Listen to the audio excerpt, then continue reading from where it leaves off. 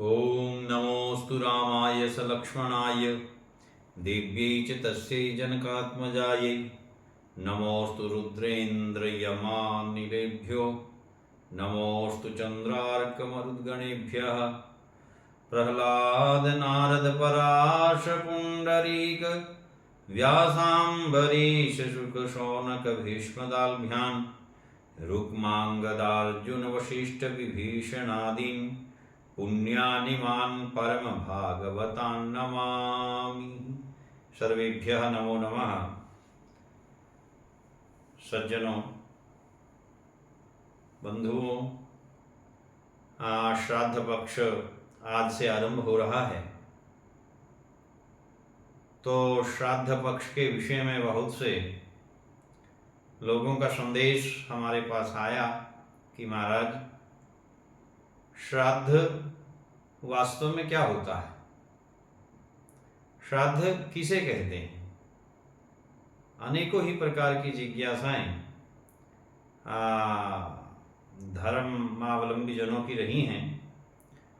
तो और इस श्राद्ध पक्ष में कौन सी तिथि का श्राद्ध कब है, इसकी भी जिज्ञासा कुछ दर्शकों ने प्रकट की है।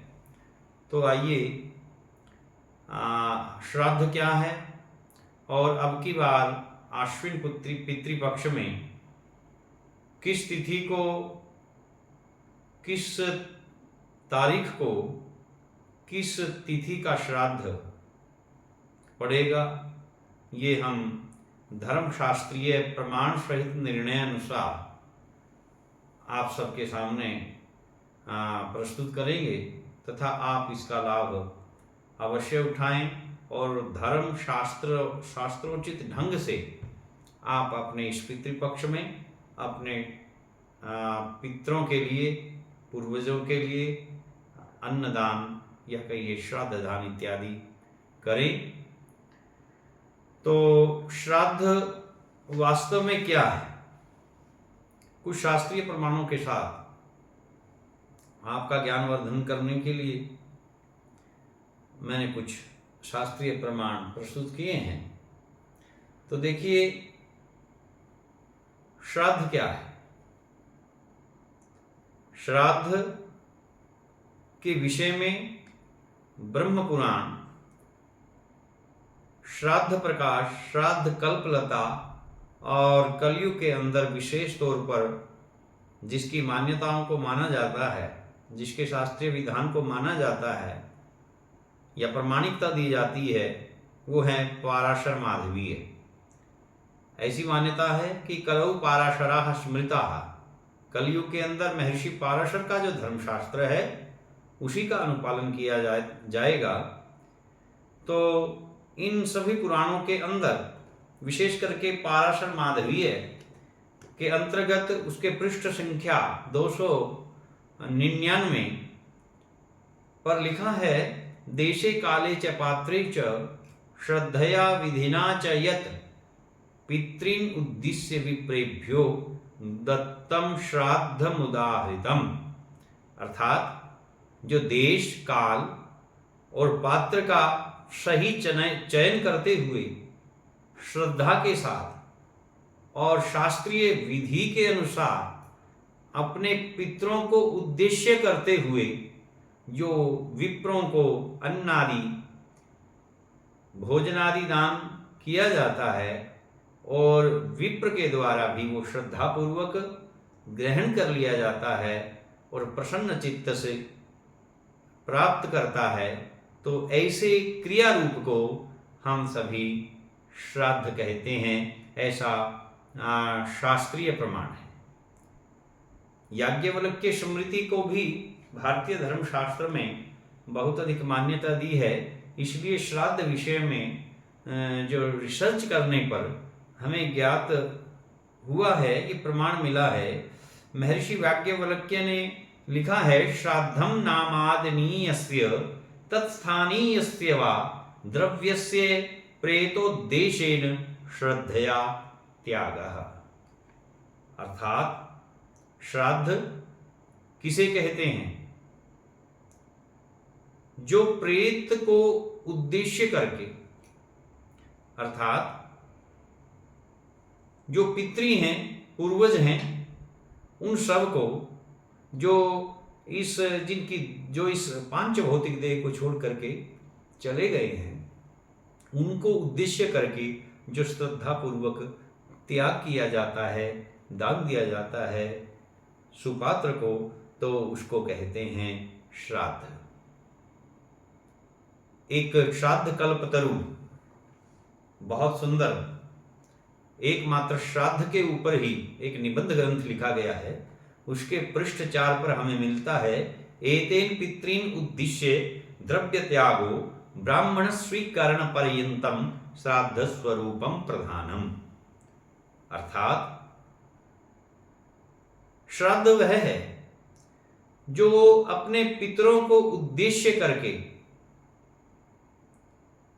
द्रव्य का जिसमें त्याग किया जाता है, अन्न का जिसमें त्याग किया जाता है, और ब्राह्मण भी उसको सहर्ष स्वीकार कर लेता है और अपनी श्रद्धा व्यक्त करता है, तो ऐसी क्रिया को, ऐसे पुण्य को, ऐसे दान को श्राद्ध कहा जाता है।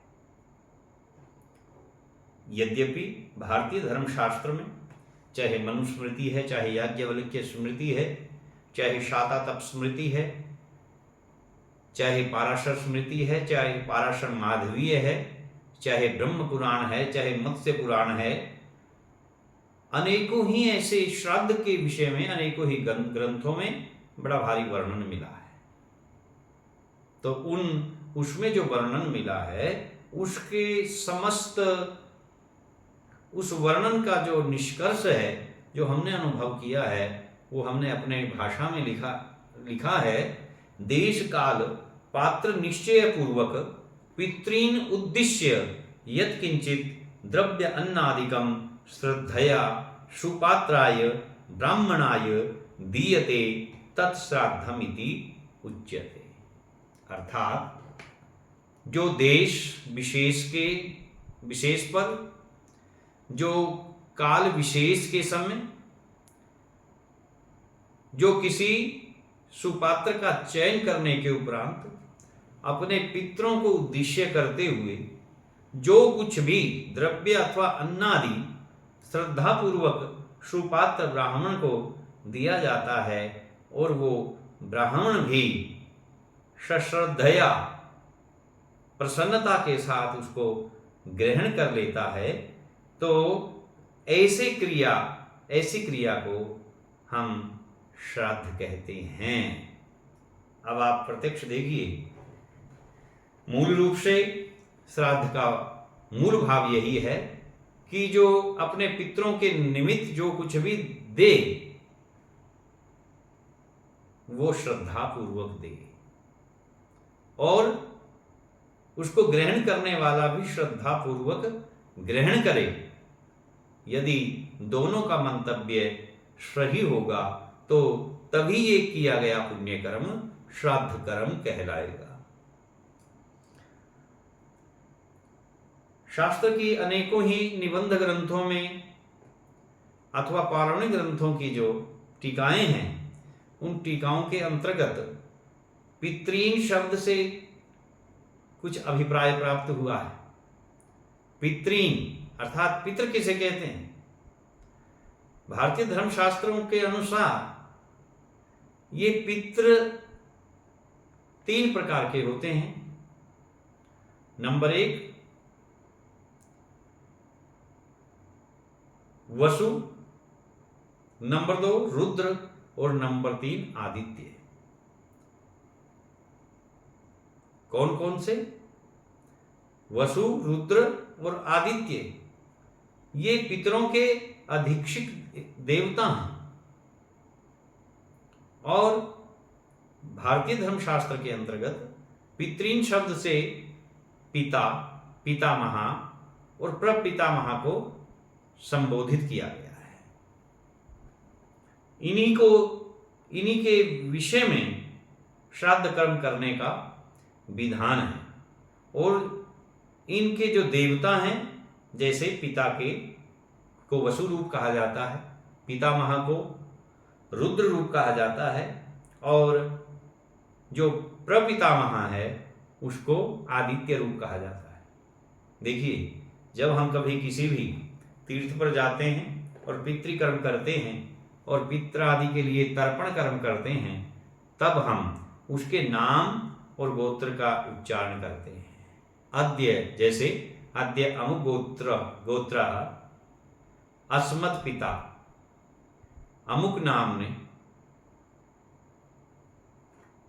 वसुरूप तृप्यतामिदं तिलोदकं जलम तस्मै स्वधा नमः, तस्मै स्वधा नमः, तस्मै स्वधा नमः। जब पितामह की बारी आती है तब कहते हैं अद्य अमुक गोत्रा अस्मत् पितामह अमुक नाम्नः रुद्र रूप तृप्यतामिदं तिलोदकं जलम तस्मै स्वधा नमः, तस्मै स्वधा नमः, तस्मै स्वधा नमः। और प्रपितामह, जिसको पड़बावा कहें, उसके लिए कहा जाता है अद्य अमुक गोत्र अस्मत् प्रपितामह अमुक नाम्नः आदित्य रूपस् तृप्यतामिदं तिलोदकं जलम तस्मै स्वधा नमः, तस्मै स्वधा नमः। इसी प्रकार से, या कहिए माता, पितामही और प्रपितामही, या कहिए माता, दादी और परदादी। इसी प्रकार से जो मामा पक्ष की ओर से भी ऐसा वर्णन तर्पण कर्म में आता है। तो हम लंबा विस्तार में नहीं जाएंगे। आज का मुख्य उद्देश्य है कि हमें श्राद्ध के विषय में ज्ञान हो कि श्राद्ध क्या है और श्राद्ध का क्या फल है। देखिए, भारतीय धर्मशास्त्र कहता है कि श्राद्ध करने से पितृलोक श्राद्ध में दिए गए अन्न से प्रसन्न होकर के अपने जो वंशज हैं, अपने जो औलाद हैं, अपनी संतान हैं, उनको अच्छा जीवन, संतति, संपत्ति, विद्या, सभी प्रकार के सुख प्रदान करते हैं। इस लाभ के लिए, घर में सुख शांति के लिए, घर में रिद्धि सिद्धि समृद्धि के लिए, इन सब के लिए ही वंश विस्तार के लिए, पितरों की प्रसन्नता के लिए और उनकी सद्गति के लिए ये जो श्राद्ध कर्म है वो किया जाता है। देखिए, इसके विषय में कई लोग कहा करते हैं कि महाराज जी, क्या पता ये दिया गया अन्न या कि यह श्राद्ध उस जीव को प्राप्त होता भी है कि नहीं होता है, हमें तो नहीं लगता। तो देखिए, शास्त्र इसके बारे में प्रमाण है। शास्त्र इसके बारे में प्रमाण है। क्या कहते हैं? निश्चित रूप से ये जिन पितरों के निमित्त दिया जाता है उनको निश्चित रूप से पहुंचता है, ऐसा शब्द प्रमाण है, शास्त्र का प्रमाण है। तो उसमें क्या कहा है कि जो अन्न आदि हम श्राद्ध कर्म में ब्राह्मण को प्रदान करते हैं, तो वो जो भोजन है ब्राह्मण के करने मात्र से जो पितृलोक हैं, कौन? पिता, पितामह और प्रपितामह। यद्यपि गीता में कहा गया है कि वासांसि जीर्णानि यथा विहाय नवानि गृह्णाति नरोपराणि तथा शरीराणि विहाय जीर्णा नन्यानि संयाति नवानि देहि। यह जो हमारे पांच भौतिक इस देह में जो जीव है, वो जब इस शरीर को छोड़ करके चला जाता है, ठीक उसी प्रकार से जैसे कोई व्यक्ति पुराने वस्त्रों का परित्याग करके नए वस्त्र धारण कर लेता है, या कहिए कि इस पुराने जर्जर रोगग्रस्त शरीर को छोड़ करके और नए शरीर को धारण कर लेता है, तब बताइए, जब नए शरीर को धारण कर ही लेता है तो फिर उसको वो अन्न कैसे प्राप्त होता है? देखिए, आपकी मति के अनुसार आपका ऐसा सोचना, विचार करना निश्चित रूप से सही हो सकता है, किंतु शास्त्र ये बात कहता है कि श्राद्ध कर्म करने से निश्चित ये नहीं कि जो आपके पितृपूर्वज दिवंगत हो चुके हैं, जिनका शरीर छूट गया है और वो विभिन्न प्रकार की योनियों में भटकते होंगे, उनको ये अन्न प्राप्त होगा, ऐसा नहीं है। यदि वे पितृपूर्वज, जैसा कि गीता में कहा है कि इस शरीर को त्याग करके यह आत्मा दूसरा शरीर धारण कर लेती है, भले ही ये है भी सत्य कि आत्मा इसी प्रकार से अपने कर्मों के बंधन में बंध करके भिन्न भिन्न शरीरों को धारण करती है, किंतु धर्मशास्त्र कहता है कि पितृपक्ष में जो श्राद्ध कर्म किया जाता है, हमारे पूर्वज भले ही किसी भी योनि में, चाहे देव योनि में गए हों, चाहे राक्षस योनि में गए हों, चाहे मनुष्य योनि में गए हों, चाहे पशु पक्षी की योनि में गए हों, तद योनियों में चले जाने के बाद जब हम पितृपक्ष के अंतर्गत ये श्राद्ध कर्म करते हैं, तो ये किया गया श्राद्ध कर्म उन सभी पितरों को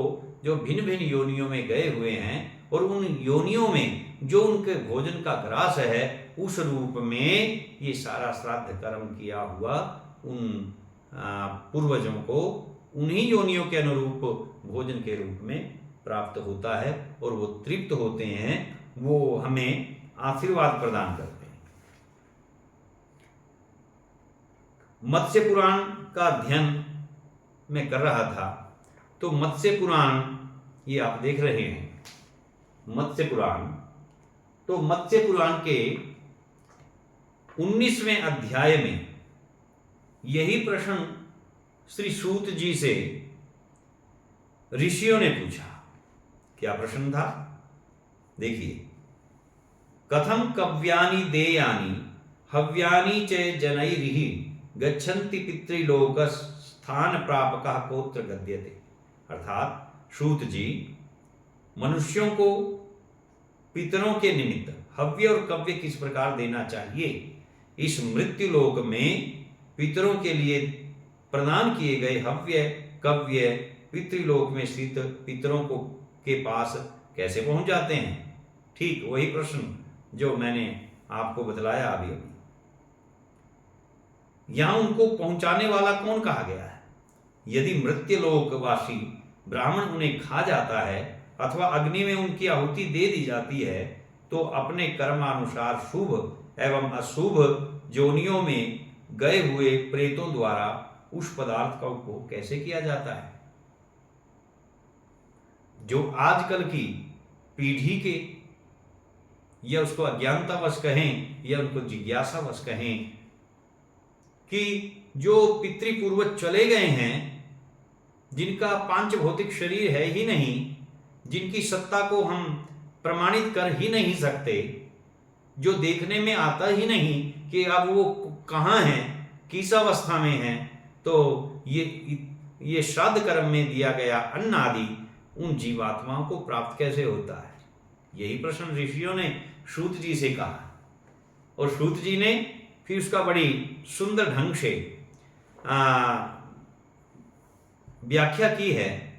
सूत उवाच, सूत जी ने कहा, सूत जी बोले, वसून वदन्ति च पितॄन् रुद्रांश्चैव पितामहान् प्रपितामहास्तथादित्या नित्येव वैदिकी श्रुति ही। ये देखिए 19वें अध्याय का 3रा श्लोक। ऋषियों पितरों के को वसुगण, पितामहों को रुद्रगण और प्रपितामहों को आदित्यगण कहा जाता है। ऐसी वैदिकी श्रुति है, वेदों के द्वारा ऐसा प्रमाणित है। पितरों के नाम और गोत्र हव्य कव्य को उनके पास पहुंचाने वाले हैं।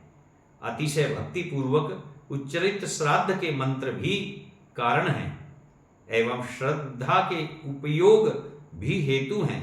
यही बात कही है। नाम गोत्रम पितृनाम तु प्रापकम हव्य कव्ययो श्राद्धस्य मंत्राः श्रद्धा च उपयोज्याति भक्तितः। जो श्राद्ध कर्म हमारे द्वारा किया जाता है पितृपक्ष में, तो कहते हैं कि वे श्राद्ध कर्म बिना संकल्प किए हुए ना प्रदान किया जाए। पहले जो भोजन दिया जाए उस भोजन का संकल्प किया जाए और उस संकल्प में अपने जिस पितृदेवता की तिथि में जिसका हम श्राद्ध कर्म कर रहे हैं उस पितृदेवता का नाम और गोत्र हमें उच्चारण करना ही चाहिए। और जो श्राद्ध कर्म के आवश्यक मंत्र हैं, श्रद्धा इत्यादि का उच्चारण है, वो भी भली भांति से हमें करना चाहिए। उस नाम गोत्र और मंत्र के प्रभाव से और आपकी श्रद्धा से और प्रसन्नता से किया हुआ ब्राह्मण का भोजन, ये चारों ही चीजें जब एक साथ मिल जाती हैं तब निश्चित रूप से जो हमारे पितृपूर्वज भले ही किसी भी योनि में गए हुए हों तो उनको उन्हीं की योनि के अनुसार भोज्य पदार्थ के रूप में ये हमारा किया हुआ श्राद्ध कर्म प्राप्त हो जाता है। नाम गोत्रम पितृनाम तु प्रापकम हव्य कव्ययो श्राद्धस्य मंत्रा श्रद्धा च उपयोज्याति भक्तिता। और इसके अतिरिक्त अग्निश्वात आदि पितरों के अधिपत्य पद पर स्थित हैं उन देव पितरों के समक्ष जो खाद्य पदार्थ पितरों का नाम गोत्र काल और देश का उच्चारण करके श्रद्धा से अर्पित किया जाता है, वह पितृगणों को यदि वे जन्मांतर में भी गए हुए हों तो भी उन्हें तृप्त कर देता है। वह उस समय उस योनि के लिए उपयुक्त आहार के रूप में परिणत हो जाता है। ये देखिए, अग्निस्वात्तादयस्तेषाम् आधिपत्ये व्यवस्थिताः नाम गोत्र काल देशा भवांतर्गतान् अपि प्राणिनः प्रीणयन्त्येते तदाहारत्वमागतान् देवो यदि पिता जातः शुभ कर्मानुयोगतः। और यदि शुभ कर्मों के प्रभाव से पिता देव योनि में उत्पन्न हो गए हैं तो उनके उद्देश्य से दिया गया अन्न अमृत होकर देव योनि में भोग रूप में और पशु योनि में तृण रूप में, तिनकों के रूप में, घास के रूप में बदल जाता है। सर्प योनि में वह वायु रूप से सर्प के निकट पहुंच जाता है। यक्ष योनि में वह पीने वाला पदार्थ तथा राक्षस योनि में मांस बन करके पहुंच जाता है। श्राद्धानम तस्यान्नम अमृतम भूत्वा दिव्यत्वेऽप्यनुगच्छति दैत्यत्वे भोग रूपेण पशुत्वे च तृणं भवेत्। श्राद्धान्नम वायु रूपेण सर्पत्वे अप्युपतिष्ठति। पानं भवति यक्षत्वे राक्षसत्वे तथा मिशम। धनुजत्वे तथा माया प्रेतत्वे रुधिरोदकम। मनुष्यत्वे अन्नपानानि नाना भोग रसम भवेत्।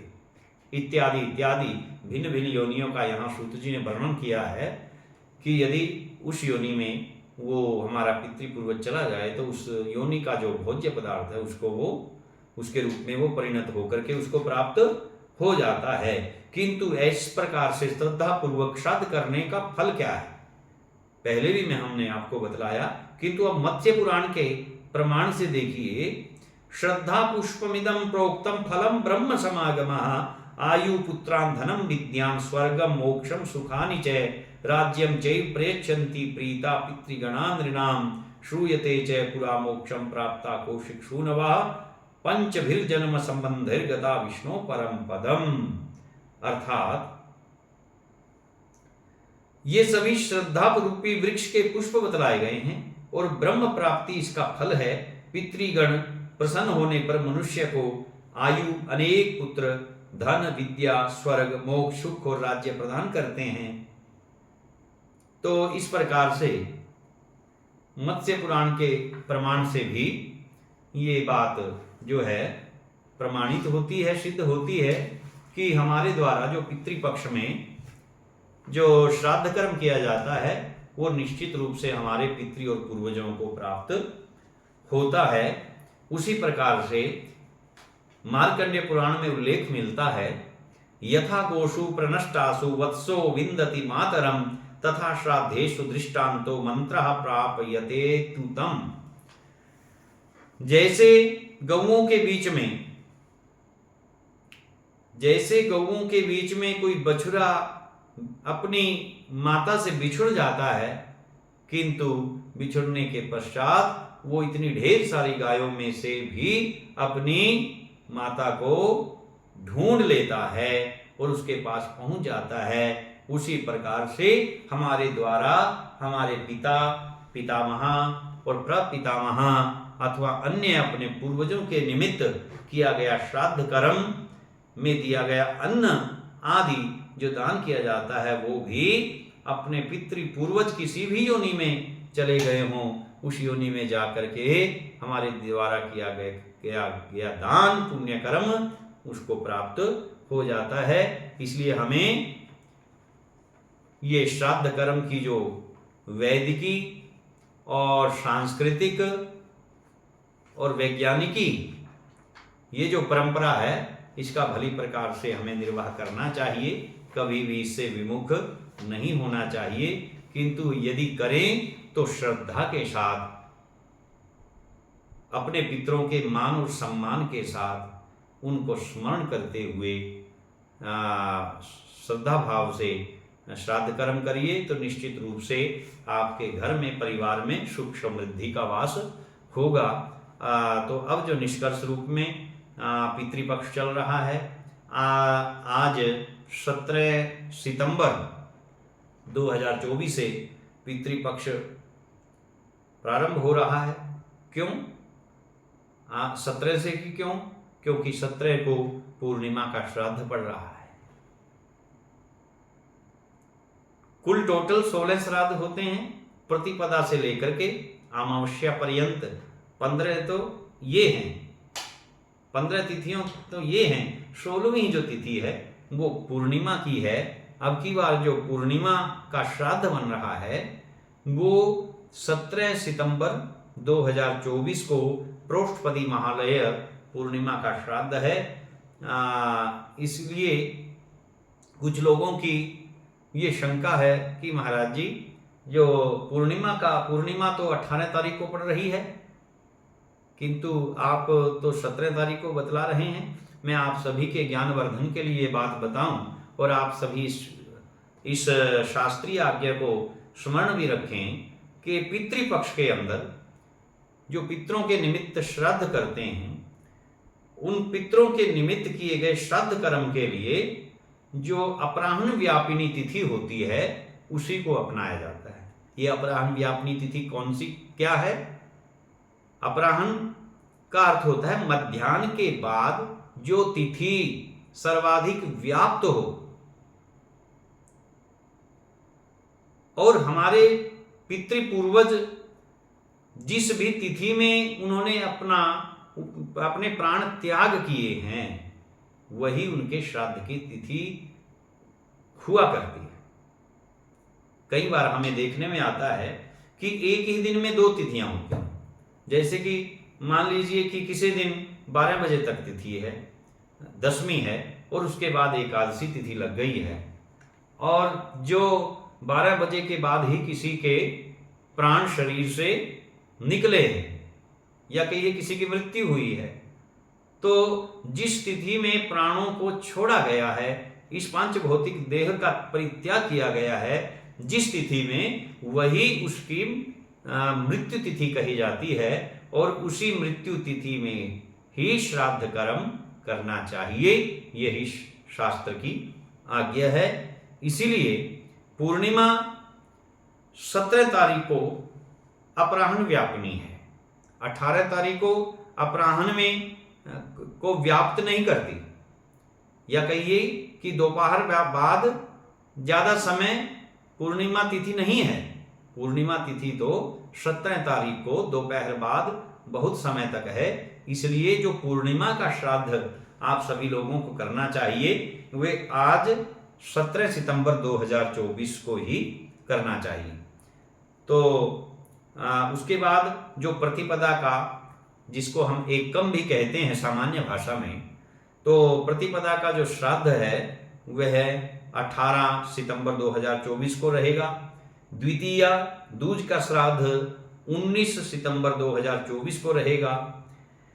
तृतीय तीज का श्राद्ध 20 सितंबर 2024 को रहेगा। चतुर्थी तिथि का श्राद्ध 21 सितंबर 2024 को रहेगा। पंचमी तिथि का श्राद्ध 22 सितंबर 2024 को रहेगा। तो अगला जो छठ का जो श्राद्ध है, जिसको षष्ठी तिथि हम बोलते हैं, तो षष्ठी तिथि छठ का जो श्राद्ध है वो 23 सितंबर 2024 को रहेगा। किंतु ध्यान देने योग्य बात है, इसी दिन सप्तमी का भी श्राद्ध है। सप्तमी, जिसको सामान्य भाषा में हम ग्रामीण भाषा में सातम बोलते हैं, तो सप्तमी कहिए सातम कहिए, इसका जो श्राद्ध है वो भी 23 तारीख को ही किया जाएगा, क्योंकि 24 तारीख को 12:38 पर दोपहर, 24 तारीख को दोपहर 12:38 पर सप्तमी तिथि समाप्त हो रही है। इसलिए, जबकि शास्त्र का ये विधान है कि 12 बजे के बाद, मध्याह्न काल के बाद यदि मृत्यु तिथि है तो तभी उसमें श्राद्ध कर्म करना है। यदि दोपहर बाद के समय में व्याप्त नहीं है तिथि, तो वो उससे पूर्व दिन ही उसका श्राद्ध होगा। तो इसलिए 23 तारीख को ही जो सप्तमी का श्राद्ध आपको शास्त्र रीति के अनुसार मनाना चाहिए, क्योंकि जो शास्त्र हैं उनके अंदर विभिन्न प्रकार के प्रमाण इस विषय में हमें मिलते हैं। आपसे जो भी मैं बात करूंगा वो शास्त्र के प्रमाण से करूंगा। इसके अतिरिक्त किसी भी प्रकार का अनर्गल प्रलाप मैं नहीं करना चाहता और ना ही हमारा स्वभाव है। तो पूर्वान्नो वै देवानाम, देवताओं के लिए पूर्वाह्न, दोपहर से पहले का जो समय है वो ग्रहण किया जाता है। मध्याह्ने मनुष्याणाम, और मध्याह्न के समय मनुष्यों का, उसके बाद अपराह्ने पितृणाम, जो अपराह्न काल है उसमें पितृकर्म किया जाना वो अत्यंत श्रेष्ठ है। श्रुति पूर्वाह्ने देविकम श्राद्धम अपराह्ने तु पार्वणम, और जो पार्वण श्राद्ध है, 2 प्रकार के श्राद्ध हैं, आपके ज्ञान के लिए बतला दूं। 2 प्रकार की श्राद्ध होते हैं, एक होते हैं एकोदिष्ट श्राद्ध और दूसरे होते हैं पार्वण श्राद्ध। तो एकोदिष्ट जो श्राद्ध है वो किसी विशेष एकमात्र व्यक्ति को लक्ष्य करके,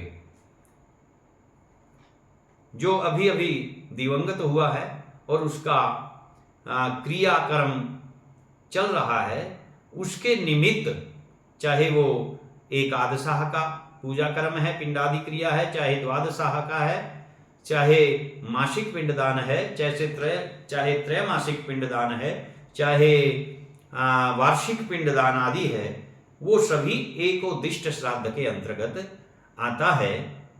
किंतु जो आश्विन पितृपक्ष में जो श्राद्ध कर्म किया जाता है, शास्त्र में उसको पार्वण श्राद्ध कहा जाता है, जो किसी पर्व विशेष पर विधान किया जाता है। इसलिए पितृपक्ष में जितने भी ये षोडश श्राद्ध कर्म हैं, ये सभी इनको पार्वण श्राद्ध कहते हैं। इसलिए इन पार्वण श्राद्धों में पितृकर्म जो किया जाएगा वो उन्हीं तिथियों में किया जाएगा जो अपराह्न काल होंगी। इसलिए सप्तमी का जो श्राद्ध है वो 23 सितंबर 2024 को होगा, क्योंकि इसी दिन अपराह्न काल के बाद सप्तमी तिथि व्याप्त हो रही है। ये सप्तमी तिथि का श्राद्ध हुआ। उसके बाद अष्टमी का श्राद्ध 24 सितंबर 2024 को है। नवमी का श्राद्ध 25 सितंबर 2024 को, दशमी का श्राद्ध 26 सितंबर को, एकादशी का श्राद्ध 27 सितंबर को होने जा रहा है। और आपको मैं ध्यान करवाऊं कि 28 तारीख को कोई भी श्राद्ध नहीं है, क्योंकि एकादशी का जो श्राद्ध है वो अपराह्न काल में एकादशी ज्यादा मात्रा में, इस दोनों ही दिनों में एकादशी तिथि है, किंतु अपराह्न काल में 28 तारीख में उतनी तिथि एकादशी नहीं है जितनी अपराह्न काल में व्याप्त होनी चाहिए। उससे कहीं अधिक 27 तारीख को अपराह्न काल में एकादशी तिथि व्याप्त हो रही है, आ रही है। इसलिए 27 तारीख में ज्यादा समय तक एकादशी तिथि दोपहर बाद रहने के कारण एकादशी का जो श्राद्ध कर्म है वो 27 सितंबर को ही किया जाना चाहिए। द्वादशी का श्राद्ध 29 सितंबर 2024 को है। त्रयोदशी का श्राद्ध 30 सितंबर 2024 को है। चतुर्दशी का श्राद्ध 1 अक्टूबर को रहेगा और महालय अमावस्या सर्वपितृ श्राद्ध 2 अक्टूबर को मनाना चाहिए, जो कि शास्त्र से प्रमाणित है। इसलिए चतुर्दशी का विशेष तौर पर मैं आपको कहूं कि चतुर्दशी का श्राद्ध उन विशेष पितरों के लिए विधान किया गया है जिन पितरों के आगे संतान नहीं हुई, जो कुंवारी अवस्था में ही देह त्याग जिनका हो गया है, जिनका विवाह नहीं हो पाया है, ऐसे कुंवारी पितरों का जो श्राद्ध कर्म है वो चतुर्दशी के दिन करना शास्त्र सम्मत है। और इसके अतिरिक्त यदि हम किसी न किसी कारण से, चाहे कोई मृतक सूतक हो गया हो, चाहे कोई जन्म सूतक हो गया हो, किसी कारण से हम इस आश्विन पितृपक्ष में अपने पितृपूर्वजों के निमित्त यदि श्राद्ध कर्म न कर पाए हों, किंतु अमावस के दिन जो कि 2 अक्टूबर 2024 को पड़ रही है, इस अमावस के दिन अपने सभी प्रकार के पितृपूर्वजों के प्रति यदि हम श्राद्ध कर्म करते हैं तो निश्चित रूप से उन सभी को वह पहुंचता है और पितृलोग हमें आशीर्वाद प्रदान करते हैं, हमारे घर में सुख समृद्धि संतति की वृद्धि करते हैं। तो ये मैंने आपको विस्तार पूर्वक इस श्राद्ध कर्म के बारे में थोड़ा विस्तृत रूप में विवरण प्रदान किया है। आशा है आपको ये अच्छा लगा होगा। इस संपूर्ण श्राद्ध विमर्श प्रकरण को सुनकर के यदि फिर भी आपके अंतर्मन में कोई शंका उत्पन्न हो रही है तो हमारे YouTube चैनल इस वीडियो के कमेंट बॉक्स में वो अपनी शंका आप लिख करके भेज दें और समय निकलने पर हम आपकी उस शंका का समाधान एक नई वीडियो के साथ करने का प्रयास करेंगे।